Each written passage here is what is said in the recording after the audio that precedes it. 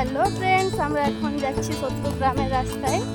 এখানে আমার বাপের বাড়ি এবং আমরা যাচ্ছি এখন নেমতপুর বাজার। তো সেখানে যে কী কেনাকাটা করবো না করবো সবই তোমাদের সাথে শেয়ার করবো। তো দেখার জন্য সাথে দেখো, দেখতে থাকো। ইমন আর লাভলি আগে আগে হাঁটছে।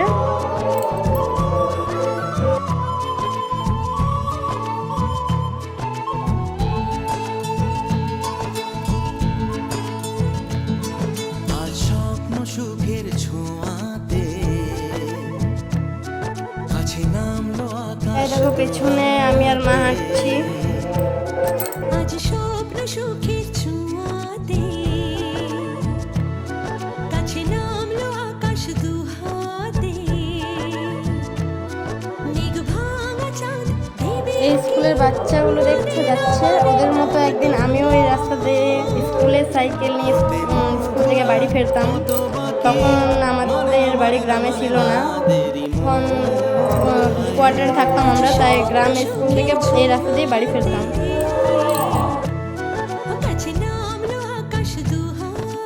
সত্যি কথা বলতে এদেরকে দেখলে এখন আমার একটু হিংসে হয়, কারণ স্কুল লাইফ হচ্ছে বেস্ট লাইফ, যেটা আমি হারিয়ে ফেলেছি।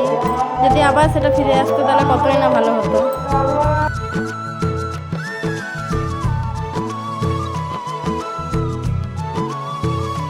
ওই দূরে যে একটা পাহাড়ের চিহ্ন দেখা যাচ্ছে, ওটা হচ্ছে শুশুনিয়া পাহাড়ের চিহ্ন। খুব সুন্দর লাগে দেখতে, এর খুবই দূরে যদিও, কিন্তু চিহ্নটা দেখায় তো ওটা দেখে খুব ভালো লাগে।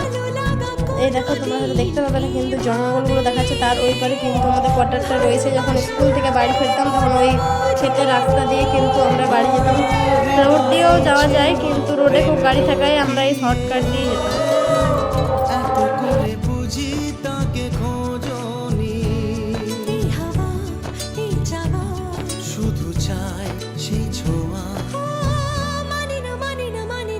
তো ফ্রেন্ডস, হাঁটতে হাঁটতে আমরা আমাদের মোড়ে চলে এসেছি। এটাকে গা মোড় বা নেতাজি মোড়ও বলা হয়। তো এখানে আমরা বাস, অটো সব রকম পেয়ে যাবো যাওয়ার জন্য। তো চলো আমরা এবারে অটো ধরার জন্য আমরা কিন্তু মোড়ে দাঁড়িয়ে রয়েছি। অটো পেয়ে গেছি, তো চলো যাওয়া যাক। এই দেখো ফ্রেন্ডস, মেঘ কিন্তু পুরো কালো করে এসছে, খুব জোর বৃষ্টি হবে মনে হচ্ছে। আর আমরা এখন আছি বামুনদিয়ায় ছোট ব্যাংকে, মায়ের একটু কাজ আছে, তাই এখানে দেখো আমরা বসে আছি। মায়ের কাজ হয়ে গেলে আমরা নেমতপুর চলে যাব। চলে এসেছি বেটুর ড্রেস নিতে। দেখো কোনটা নেব কোনটা না। আমরা এখন এই মনের জন্য ড্রেস পছন্দ করছি। তো দেখো কোন ড্রেসটা ভালো লাগছে, তোমরা অবশ্যই কমেন্ট করে জানিও যে কোন ড্রেসটা নিলে ভালো হতো। স্বপ্নের পথে চলে তুমি যে ধীরে ধীরে এলে জীবনে। এই ড্রেসটা আমার কিন্তু খুব পছন্দ ছিল, কিন্তু ইমনের পছন্দ হয়নি, তাই না ছাড়া আমি কিন্তু এটাই নিতাম। কারণ এই কালারটা, এই ড্রেস কিন্তু ইমন একবার পরেনি, আর এই ধরনের ড্রেসও পরেনি, কিন্তু ইমনের পছন্দ হয়েছিল এই সাদাটা, তাই এই সাদা ড্রেসটাই কিন্তু ইমনের জন্য নেওয়া হয়েছে।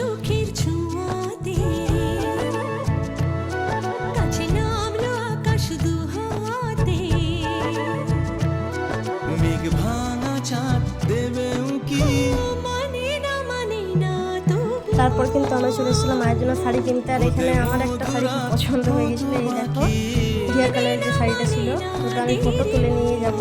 এবং এটার প্রাইস ছিল 3500। তো খুব পছন্দ ছিল, কিন্তু আমি এত পয়সা আনিনি, তার জন্য আজকে এই শাড়িটা নেওয়া হলো না। কিন্তু যেদিন বাড়ি যাব সেদিন কিন্তু আমি এই শাড়িটা নিয়ে বাড়ি যাব। আর এই দেখো ফ্রেন্ডস, এই শাড়িটা কিন্তু মায়ের পছন্দ হয়েছিল এবং এটাই নিয়ে গিয়েছিলাম। তারপর আরও শাড়ি দেখতে চলে এসেছিলাম অন্য দোকানে। তো আমার এই শাড়িটা কিন্তু খুব পছন্দ ছিল, কিন্তু আমার লাল বা সাদা শাড়ি আছে, তার জন্য ওটা নিলাম না, শুধু দেখলাম। তো এখান থেকে আর কিছু শাড়ি নেওয়া হয়নি। তারপর কিন্তু ফুচকার লস্যিকে আমরা বাড়ি চলে এসেছিলাম, কারণ অনেকটা রাত হয়ে গেছিলো আর মেঘের অবস্থা খুব খারাপ ছিল, তাই ওইখানে আর বেশিক্ষণ থাকিনি। প্রায় আর কিছু নেবার ছিল না, তাই চলে এসেছিলাম ঝট করে বাড়ি। তো চলো বাড়ি এসে তোমাদেরকে দেখিয়ে দিই ইমনকে ড্রেসটা পরে কেমন লাগছে।